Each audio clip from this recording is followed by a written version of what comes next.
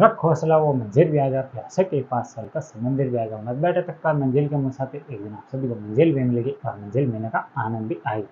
नमस्कार दोस्तों, आप सभी का हमारे यूट्यूब चैनल पर स्वागत है। अगर आप आज हमारे यूट्यूब चैनल पर पहली बार आए हैं तो चैनल को सब्सक्राइब और जो पास वाले घंटे की दे रही इसे जरूर दबाएं, जिससे आने वाले प्रत्येक वीडियो को नोटिफिकेशन सबको सबसे पहले मिलेगी और वीडियो को सबसे पहले देख पाएंगे। आइए दोस्तों, शुरुआत करते हैं आज के सेशन की। और आज है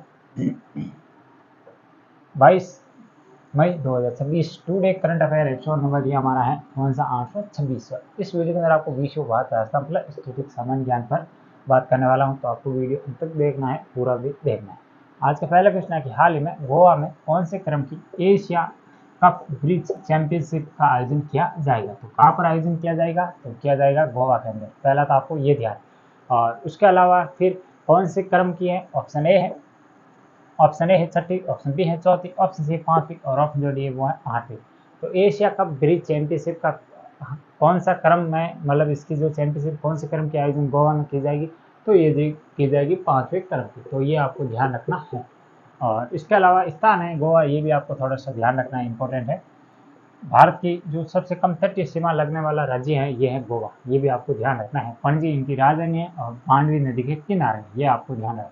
प्रमोद सावंत वर्तमान बीजेपी के गोवा के सीएम है, ये भी आपको ध्यान रखना है। और सबसे अंत में पुर्तगालियों से 1961 में आज़ाद करवाया गया था, ये भी आपको ध्यान रखना। और सबसे पहले पुर्तगाली गोवा में ही आई थी, ये भी आपको फिर ध्यान रखना है।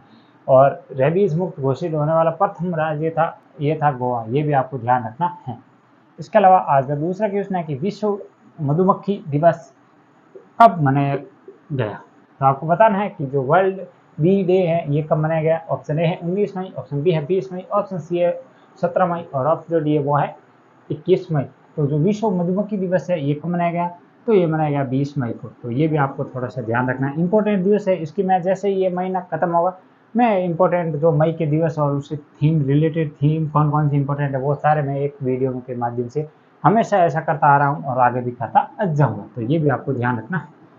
तीसरा क्वेश्चन है कि वर्तमान में भारत में चीतों की संख्या कितनी है। प्रोजेक्ट जो टाइगर्स या चीता चलाया गया था और उसके तहत वर्तमान में चीतों की संख्या कितनी हो गई बढ़कर। ऑप्शन ए है 53, ऑप्शन ए है 53, ऑप्शन बी है 60, ऑप्शन सी 70 और ऑप्शन जो डी है वो है 75।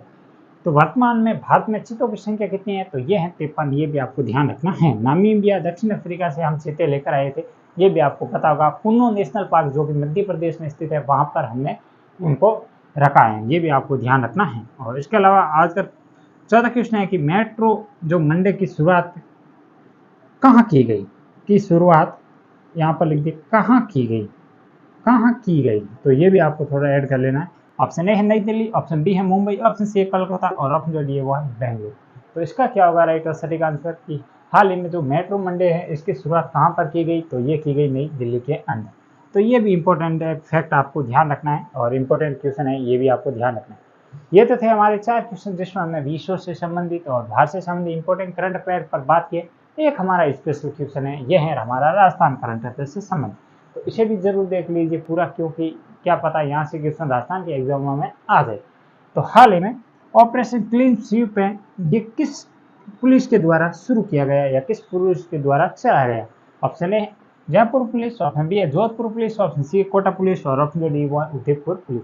मतलब किस जिले में शुरुआत हुई है ये आपको बताना है और उस पुलिस के द्वारा की गई।